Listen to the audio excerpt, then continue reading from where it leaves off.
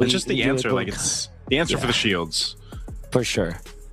Okay, so you're looking for a mid lane. Gadot is such a given for Team Spirit. Maybe the next best option is the Badang, but the Gadot, I don't think that there should be some changes. And we also mentioned the Kimi. I guess the Valentina can work against this Farsa, but at the same time, you want to go for more damage here. I think I really feel like... but they need physical damage, actually, because they went Harith and Baksha. Mm-hmm. So that is actually not a good combo if you look at it that way. It might be... like I said, the Kimi. The problem here is that they pick up Baksha with the Harith, which is usually not the combo. It's almost a Harry Potter lineup for Team Spirit. Yeah, a little magical lineup that they pretty much have, aside from the Lampu Lampu, of course. So that's going to be a big component to their physical damage. For RRQ Hoshi, this last pick here, that'll go ahead and tell us what they put in the XP lane, unless for some reason this is an XP Esmeralda. So they have actually a couple options that they can go with. I think you just put it in the XP lane, the gold lane if you want to. And then for XP, what is left open? Yeah, Uranus probably. Okay, so then... they want to go for the Claude. They want to go greedy. They are going to go. All right, Toy's going to go with Claude. You got the XP Dyron for the Esmeralda. Yeah. Radiant armor and Athena shield, or Radiant armor and Oracle.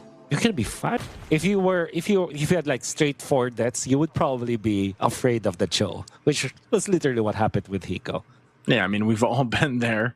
I feel like, once you get delayed on one of the traditional marksmen anyway, whether that's a Claude or a Harith here, you're focused on trying to catch back up and be that use to your team. So definitely able to go ahead and restart here. We're now in game 2 for this RRQ Hoshi. Like I said, with this lineup, it will be interesting too, because pressure wise, like, their physical damage is good, magic damage wise too, early game.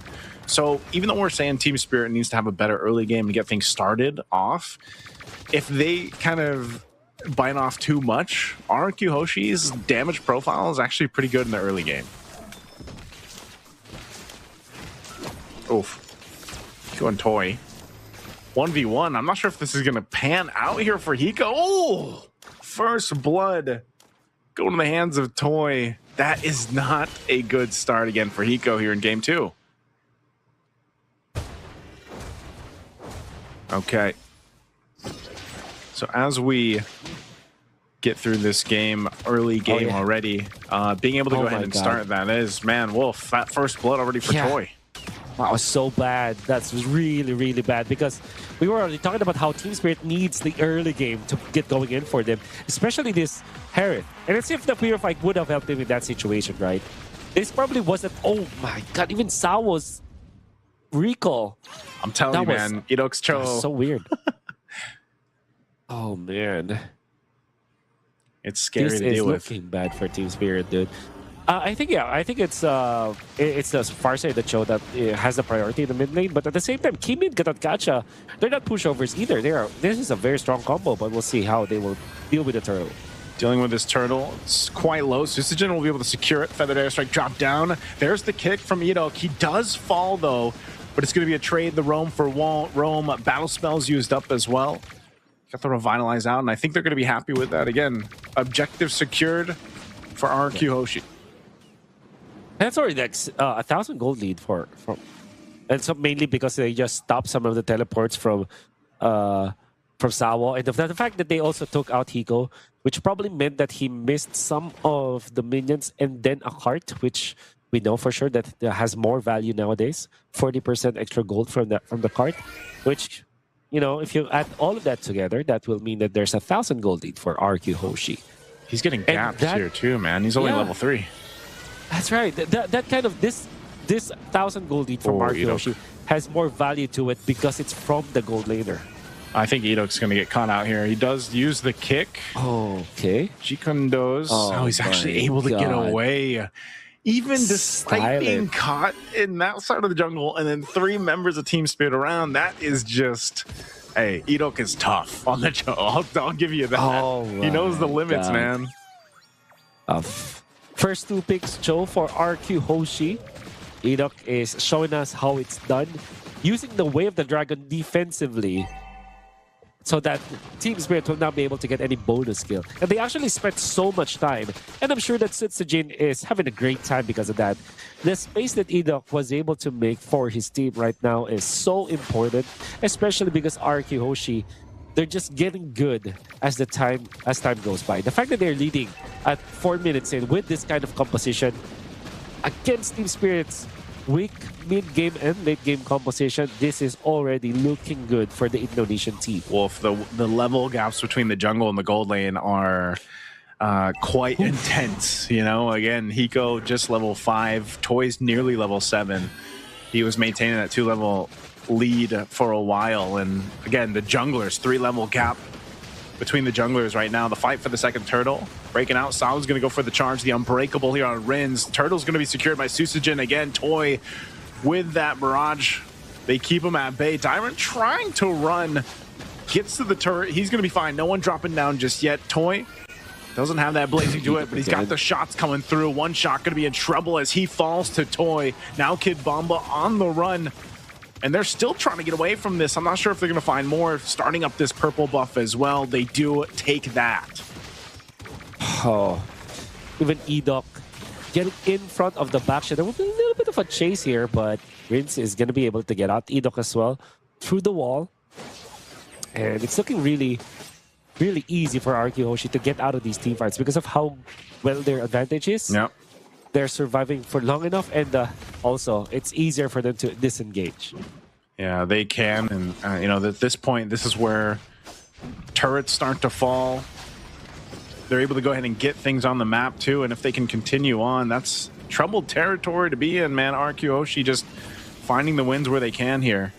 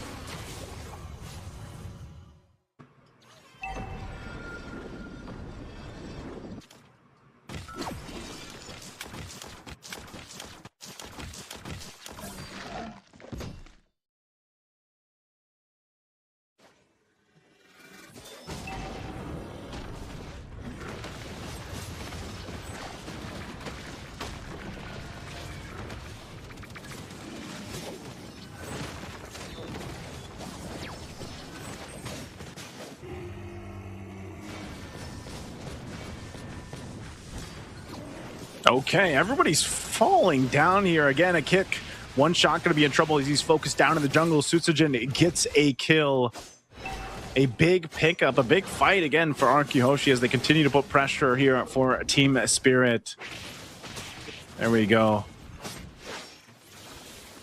Just a second, Wolf will join me again. Man, RQ Hoshi not letting up. Now in the mid lane, Kid Bomba trying to hold down that mid lane. Purple buff going to be worked on here as it's taken.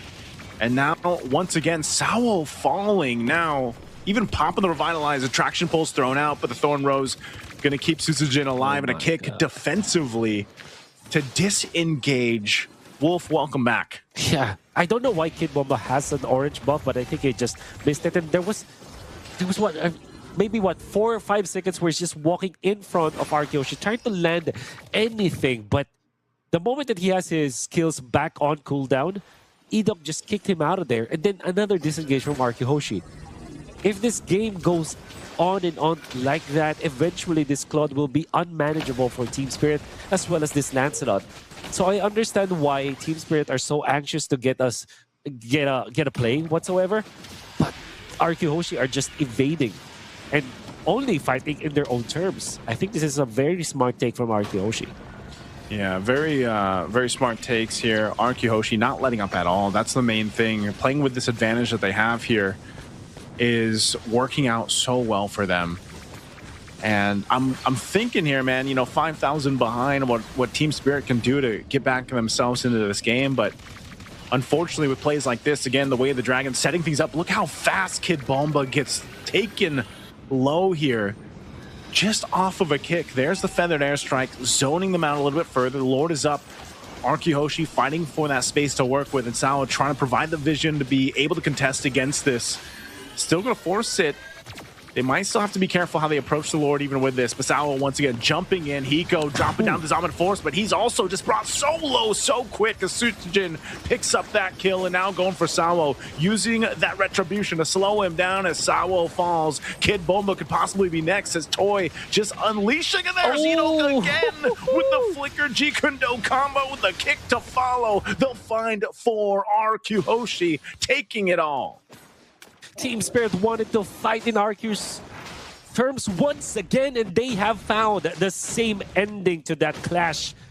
Went in for the initiation onto RRQ Hoshi, only to find Sutsujin as well as Rins waiting on the wings. Of course, dealing enough damage. Edok is the icing on the cake. That beautiful flicker, Jeet Kundo, the stomp to actually knock up 2 members of Team Spirit, and then Rins. Rins was not failing at all. On point with the follow feathered airstrike, and then that pickoff afterwards, where there was an attempt for Team Spirit to get out, but Rins was just a sniper. Laser focused, laser on point against Team Spirit, and now that's a 7,000 gold lead that Team Spirit is not equipped to deal with. It will take an uphill climb for Team Spirit to get back to this game. Yeah, again, it's just a little bit of a tough situation to make work here, I feel like, in Team Spirit's situation, just because of the way things have gone. And there it is again, the kicks from Edok, able to lock down Sawo. Sawo gone in an instant, even as tanky as this is. Sunset level to follow, and RRQ Hoshi will continue to take what they want, even under the base turret.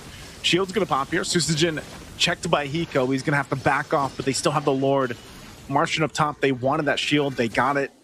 Tier 2 in the mid, nearly down here once this waves push in. So down 2 members for another 10 seconds. Team Spirit should still be able to defend this. The Lord charges on into the top turret. Kid Bomba taking a bit of damage. Still at half health. He'll regen back up, but still all holy shields have been taken out. A feathered airstrike drop down. Kid Bomba jumping in with the bravest fighter, trying to zone out what he can, and by the time that he can, he flickers. He's still going to be up though. So Team Spirit holding on to the base turrets. First pick, Lapu-Lapu, coupled up with the third pick, Harif. And the disrespect to not ban the Esmeralda. You can see how Kid Bomba is struggling. After a quick combo against RRQ Hoshi, already is half HP just because of the passive abilities of this Esmeralda. Oof. Again, fighting for the base turret. Susujin able to take down the top one now. Dairon getting caught. He might go down to the shot from Hiko, able to pick him up, and now forcing the fight again. A blazing duet from Toy, able to set it all up here in the base, and a kick from Edok again. They're looking for the wipeout. It's always only Sawo left alive, and RRQ Hoshi knows it. With a wave pushing up top, it's only Sawo. As a guardian as he is, he won't be able to 1v4. The waves are going to be pushing on in. A feathered airstrike drop down, and again, Sawo falls. That's a wipeout, and RRQ Hoshi will take the series in a sweep. But did say that this was a very dicey draft for side of Team Spirit, and RRQ